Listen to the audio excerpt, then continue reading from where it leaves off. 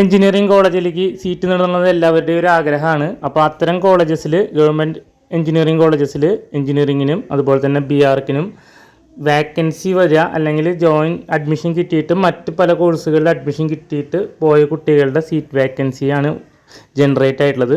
ഓരോ ഡിപ്പാർട്ട്മെൻറ്റിലും ജനറേറ്റ് ആയിട്ടുള്ള seat വേക്കൻസിയുടെ count different ആയിരിക്കും. അത് അവൈലബിൾ ആക്കാൻ ശ്രമിക്കാം എത്രയും പെട്ടെന്ന് തന്നെ. അപ്പോൾ അത്തരം സീറ്റുകളിലേക്കുള്ള അലോട്ട്മെൻറ്റാണ് ഈ സ്പോട്ട് അലോട്ട്മെൻറ്റ് എന്ന് പറയുന്നത്. അപ്പോൾ സ്പോട്ട് അലോട്ട്മെൻറ്റ് നടക്കുന്നത് നാളെ ആണ്. അപ്പോൾ അതുമായി ബന്ധപ്പെട്ടിട്ടുള്ള ഇമ്പോർട്ടൻ്റ് ആയിട്ട് ഡീറ്റെയിൽസ് എന്ന് പറയുന്നത് എലിജിബിലിറ്റി കീം എക്സാം എഴുതാനുള്ള എലിജിബിലിറ്റി ക്രൈറ്റീരിയ ഒക്കെ തന്നെയാണ് ഇതിൽ പങ്കെടുക്കുന്ന കുട്ടികളുടെ എലിജിബിലിറ്റി ക്രൈറ്റീരിയ.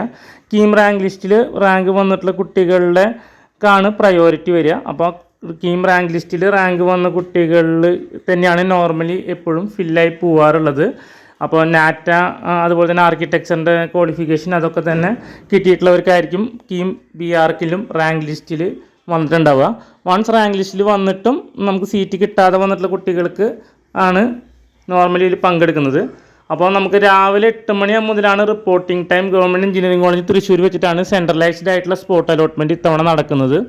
അപ്പോൾ കഴിഞ്ഞ തവണ 8 മണി എന്നൊക്കെ പറഞ്ഞപ്പോൾ രാവിലെ 6 മണി 5 മണിക്കൊക്കെ വന്ന് വരി നിന്നിട്ടുള്ളവരുണ്ട്. ഫസ്റ്റ് വരി നിന്ന് കഴിഞ്ഞാൽ നമുക്ക് ആ വരിയുടെ നിൽക്കുന്ന സമയം കുറയ്ക്കാം എന്നുള്ളൊരു കൺസെപ്റ്റിലാണ് ആളുകൾ പലരും വളരെ നേരത്തെ വന്നിട്ട് വരി നിൽക്കുന്നത്. ഇത്തവണ എങ്ങനെയാണ് ടോക്കൺ സംവിധാനമാണോ ഏർപ്പെടുത്തിയിട്ടുള്ളത് എന്നുള്ള കാര്യങ്ങളൊന്നും അറിയില്ല. അന്നേരം 8 മണിക്കാണ് സ്റ്റാർട്ട് ചെയ്യുന്നത്. അത് വന്നിട്ടുള്ള എല്ലാവരുടെയും ഡീറ്റെയിൽസുകൾ എൻട്രി ചെയ്തതിന് ശേഷമാണ് അലോട്ട്മെൻറ്റ് പബ്ലിഷ് ചെയ്യുക. 1 മണിയോടുകൂടി പബ്ലിഷ് ചെയ്യുന്നൊക്കെ പ്രതീക്ഷിക്കുന്നുണ്ടെങ്കിൽ പോലും ഡിലേ ആവാനും സാധ്യതയൊക്കെയുണ്ട്.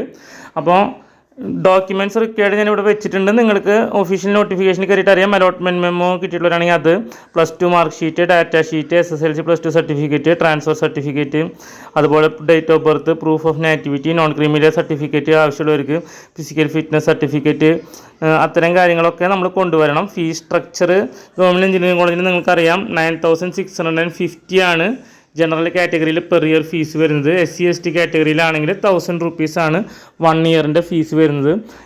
ഇത് മാത്രമല്ല, ഗവൺമെൻറ് എഞ്ചിനീയറിംഗ് കോളേജിൻ്റെ സർട്ടിഫിക്കറ്റിൻ്റെ ഒരു ബ്രാൻഡ് വാല്യൂ കൂടി ഉദ്ദേശിച്ചുകൊണ്ടാണ് കുട്ടികൾ ഗവൺമെൻറ് കോളേജസിലേക്ക് ജോയിൻ ചെയ്യുന്നത്. അപ്പോൾ എല്ലാവരുടെയും ഒരു ആഗ്രഹമാണ് ഗവൺമെൻറ് കോളേജിൽ തന്നെ പഠിക്കുക എന്നുള്ളത്. അപ്പോൾ അതുകൊണ്ട് തന്നെ ഈ ഒരു സ്പോട്ട് അലോട്ട്മെൻറ്റ് വളരെ ഇമ്പോർട്ടൻ്റ് ആണ്. അപ്പോൾ എല്ലാവരും സമയത്ത് തന്നെ റിപ്പോർട്ട് ചെയ്യാൻ നോക്കുക. ഓൾറെഡി അഡ്മിറ്റഡ് കാൻഡിഡേറ്റ്സ് ആണെങ്കിൽ അറ്റൻഡ് ചെയ്യാനുള്ള ഓപ്ഷൻ ഉണ്ട്.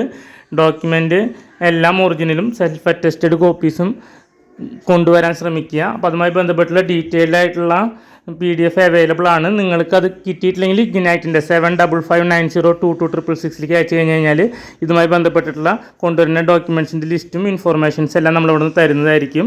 അപ്പോൾ രജിസ്ട്രേഷൻ കഴിഞ്ഞ് കഴിഞ്ഞാൽ ഡോക്യുമെൻറ്റ് വെരിഫിക്കേഷൻ കഴിഞ്ഞിട്ടായിരിക്കും സ്പോട്ട് അലോട്ട്മെൻറ്റ് നടക്കുക.